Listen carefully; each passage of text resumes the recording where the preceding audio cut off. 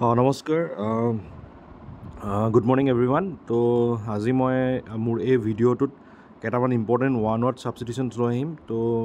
এখন মোৰ এখন PDF আছিলে যোনখন PDFত মই যোনখিনি ইম্পৰ্টেণ্ট বুলি ভাবোঁ সেইখিনি তোমালোকৰ লগত ডিছকাশ্যন কৰিম তো ওৱান ৱৰ্ড ছাবষ্টিটিউশ্যনৰ লগতে তোমালোকৰ ইয়াত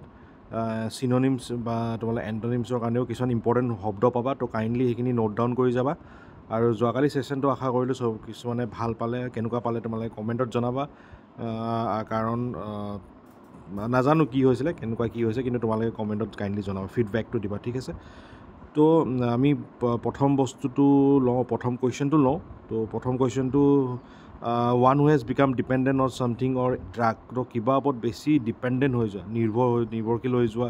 ঠিক আছে লাগিলে এইটো ড্ৰাগছ হওক বেলেগ বস্তু তেনেকৈ তোমালোকে মোবাইলৰ ওপৰতে বেছি নিৰ্ভৰশীল হয় তো এইটো কি হ'ব মোবাইল এডিক্ট তো ড্ৰাগছ এডিক্ট তো তেনেকুৱা এডিক্ট বুলি কয় ঠিক আছে তো সেইটো ইম্পৰ্টেণ্ট হয় fear of being enclosed in small close space এতিয়া কিছুমান মানে কি কয় ক্ল'জ স্পেচত থাকি ভাল পায় যেনেকৈ চিনেমা হলত সোমাব নোৱাৰে কিছুমানে লিফ্টত যাব নোৱাৰে তো তেখেতলোকৰ মানে কিছুমান এংজাইটি বা ভয় খায় তো তেনেকুৱা সেই মেনিয়াটোক কি বুলি কয় ক্লাষ্ট্ৰফোবিয়া বুলি কয় ঠিক আছে ক্লাষ্ট্ৰফোবিয়া বুলি কয় বহুত বেছি ইম্পৰ্টেণ্ট আৰু এটা বস্তু আছে তোমালোকে মনত ৰাখি ল'বা কিছুমান মানুহে চুৰ কৰা এটা হেবিট আছে চুৰ কৰিম বুলি নকয় কিন্তু সিহঁতে আননয়িংলি চুৰ কৰি লৈ যায় মানে তো সেইটো কি হৈ যায় তো সেইটো ক্লেপ্ট'মেনিয়া বুলি কয় ঠিক আছে ক্লেপ্ট'মেনিয়াটো হৈছে চুৰ কৰিব একচুৱেলি চুৰ নহয় কিন্তু সেইটো এটা মেনিয়া হয় পটকেনে কিবা এটা বস্তু উঠাই লৈ গ'ল ঠিক আছে তো সেইটো ক্লেপ্ট'মেনিয়া বুলি কয় ঠিক আছে চিভিয়াৰলি এবিউচিভ ৰাইটিংছ ইন জাৰ্নেলছ এতিয়া এনেকুৱা এটা মানে টপিকৰ ওপৰত মানে ইমান বেয়াকৈ লিখিছে জাৰ্নেলখনত বা নিউজ পেপাৰখনত তো সেইটো কি বুলি কয় সেই লেখটোক কি বুলি ক'ব স্কেৰলিয়াছ বা অভদ্ৰ লেখ বুলি কোৱা হয় এইটো বহুত বেছি important question number 5 a person who opposes war or use of military force তো কোনে মানে আমাৰ মহাত্মা গান্ধী টাইপ মানুহ আৰু যোনে ৰাম ৰাজ্যৰ কথা কৈছিলে যে মিলিটেৰী ফ'ৰ্চ নালাগে যুদ্ধ নালাগে মানুহে নিজে শাসন কৰিব ছেল্ফ ৰেগুলেটৰী হ'ব তো তেনেকুৱা ধৰণৰ মানুহক কি বুলি কওঁ আমি পেচিফিষ্ট বুলি কওঁ ইউথ বিৰোধী বা শান্তিবাদী মানুহক আমি পেচিফিষ্ট বুলি কওঁ ঠিক আছে তো সেইটো মনত ৰাখিবা ঠিক আছে তো one not concerned with right or wrong যোন মানুহে এইটো গুৰুত্ব নিদিয়ে কি সেইটো কামটো শুদ্ধ নে ভুল তো তেনেকুৱা মানুহক আমি কি বুলি কওঁ এমৰেল বুলি কওঁ বা নীতিহীন বুলি কওঁ ঠিক আছে নীতিহীন বুলি কওঁ ঠিক আছে তো সেইটো মনত ৰাখি ল'বা বহুত ইম্পৰ্টেণ্ট হয় এমৰেল শব্দটো বহুতবাৰ এক্সামবিলাকত দেখা গৈছে তো এমৰেল শব্দটো বেছি ইম্পৰ্টেণ্ট হয় something no' longer in use যোন বস্তুটো আৰু কামত নাহে বা সেইটো ইউজ কৰিব নোৱাৰি সেইটো কি বুলি কওঁ আমি অবচলিট বুলি কওঁ তো অবচলিট মানে অপ্ৰচলিত ঠিক আছে এতিয়া 500 ৰুপিজ যোনটো নোট আছিলে পুৰণা সেইটো কামত আহে যেন নাহে তো এইটো কি হ'ব আমাৰ এতিয়া অবচলিট হৈ গ'ল ঠিক আছে ৱৰ্ডছ ৰিটেন অন এ টম এইটো বহুতবাৰ আহিছে তো এপিটাপ বুলি কওঁ তোমালোকে দেখিছা চাগে টম মানে কবৰ তো কবৰবিলাকৰ ওপৰত এটা মানুহৰ ডেছক্ৰিপশ্যন দি থোৱা থাকে তেখেত কেতিয়া জন্ম হৈছিলে কি হৈছিলে তো সেই ৱৰ্ডছ লিখি থোৱা সেইটোকে কি বুলি কয় এপিটাপ বুলি কয় ঠিক আছে a person with a long experience of any occupation তো যিকোনো এজন মানুহ যাৰ বহুত এক্সপিৰিয়েঞ্চ আছে পাৰ্টিকুলাৰ এটা ফিল্ডত ছাপ'জ যদি এজন বহুত ভাল টিচাৰ আছে তাৰ মেথছৰ ওপৰত বহুত বেছি এক্সপিৰিয়েঞ্চ আছে তো তেনেকুৱা মানুহক আমি কি ক'ম ভেটেৰেন বুলি ক'ম অনুভৱী ব্যক্তি ভেটেৰেন বহুত বেছি ইম্পৰ্টেণ্ট ৱৰ্ড হয় এইটো এক্সাম পইণ্ট অফ ভিউ পৰা ভেটেৰেনটো ঠিক আছে something capable of being done যোনটো বস্তু কৰিব পাৰোঁ আমি ঠিক আছে যোনটো কৰিবলৈ সক্ষম তো সেইটোক আমি কি বুলি কওঁ ফিজিবল বুলি কওঁ এইটো বহুত বেছি important a person coming to a foreign land to settle there এইটো জানাই আৰু এইটো আৰু ইমিগ্ৰেণ্ট বুলি কয় এইটো আৰু বেলেগকৈ বুজাব নালাগে ঠিক আছে এনিথিং এইটোক আমি অবচলিটটো পঢ়িলৈ a person who is unable to pay' debts যোনে ধাৰ মাৰিব নোৱাৰে তো তাক কি বুলি কওঁ আমি দিৱালীয়া বা ইনচলভেণ্ট বুলি কওঁ ঠিক আছে বা বেংকৰাপ্ট বুলিও ক'ব পাৰি ঠিক আছে তো সেইটো মনত ৰাখিলে হ'ল ইনচলভেণ্ট ঠিক আছে দেউলীয়া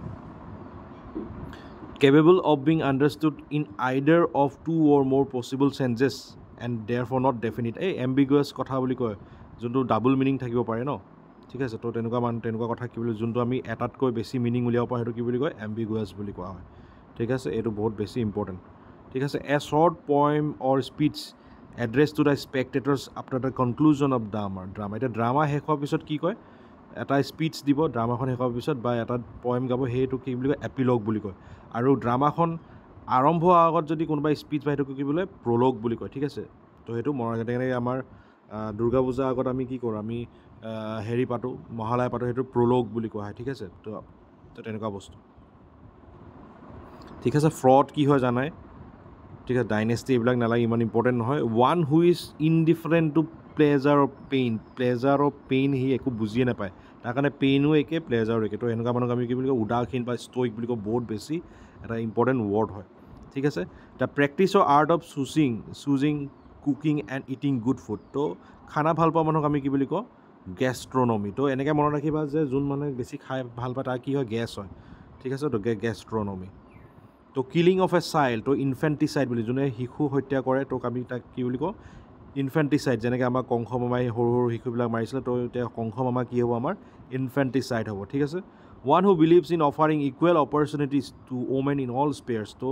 আমি কওঁ ন মহিলা আৰু পুৰুষ সমান চব ক্ষেত্ৰতে সমান তো যোন মানুহে তেনেকৈ ভাবে মহিলা চব ক্ষেত্ৰতে সমান তো তেখেতক আমি কি বুলি কওঁ ফেমিনিষ্ট বুলি কওঁ তো বহুত ইম্পৰ্টেণ্ট মহিলাবাদী ঠিক আছে one who studies election trends by means of opinion poll আমি দেখিছোঁ অপিনিয়ন পুল কৰে যে কোন পাৰ্টীয়ে কিমান ভোট পাব কিমান ছিট পাব ঠিক আছে তো তেনেকুৱা ব্যক্তিক আমি কি বুলি কওঁ আমি চেপলজিষ্ট বুলি কওঁ বহুত বেছি ইম্পৰ্টেণ্ট এ ডক্টৰ হু ট্ৰিটছ কি চিলড্ৰেন তো শিশু বিশেষজ্ঞ ডক্টৰ তাক কি বুলি কওঁ পেডিয়াট্ৰিচিয়ান বুলি কওঁ তো পেডিয়াট্ৰিচিয়ান হৈছে আমাৰ শিশু বিশেষজ্ঞ ঠিক আছে তো এইটো বেছি ইম্পৰ্টেণ্ট আৰু next first model of a new device এতিয়া নতুন এটা ডিভাইচ বনোৱাৰ আগত এটা মডেল বনাই প্ৰটোটাইপ বনায় ঠিক আছে সেইটো আমি কি বুলি কওঁ প্ৰটোটাইপ বুলি কওঁ যেনেকৈ আমাৰ এতিয়া টাটা কাৰ্ভখন ওলোৱাৰ আগতে এটা আমাক প্ৰটোটাইপ দেখাইছিলে কেনেকুৱা হ'ব মডেলটো তো সেইটোক আমি প্ৰটোটাইপ বুলি কওঁ ঠিক আছে তো first model of a new device next study of maps তো আমি যোন মানুহে মেপছৰ বিষয়ে অধ্যয়ন কৰে বা মেপছ বনায় তো তেখেতক কি বুলি কয় কাৰ্ট'গ্ৰাফি ঠিক আছে মেপছ বনোৱা মানুহজনক কাৰ্ট'গ্ৰাফাৰ বুলি কওঁ আৰু মেপছ যোনে পঢ়ে তাক আমি কাৰ্ট'গ্ৰাফি বুলি কওঁ তো এইকেইটা হৈছে ইম্পৰ্টেণ্ট আজিৰ কাৰণে আৰু নেক্সট মই ভিডিঅ'ত আৰু কেইটামান ইম্পৰ্টেণ্ট লৈ আহিম ওৱানত ছাবষ্টিটিউশ্যন যোনকেইটা আমাৰ এক্সাম পইণ্টৰ পৰা বহুত বেছি ইম্পৰ্টেণ্ট হয় তো আই হোপ এইকেইটা তোমালোক হেল্প কৰিব তো তাকে কৈ ইয়াতে ভিডিঅ'টো সমাপ্ত কৰিছোঁ ধন্যবাদ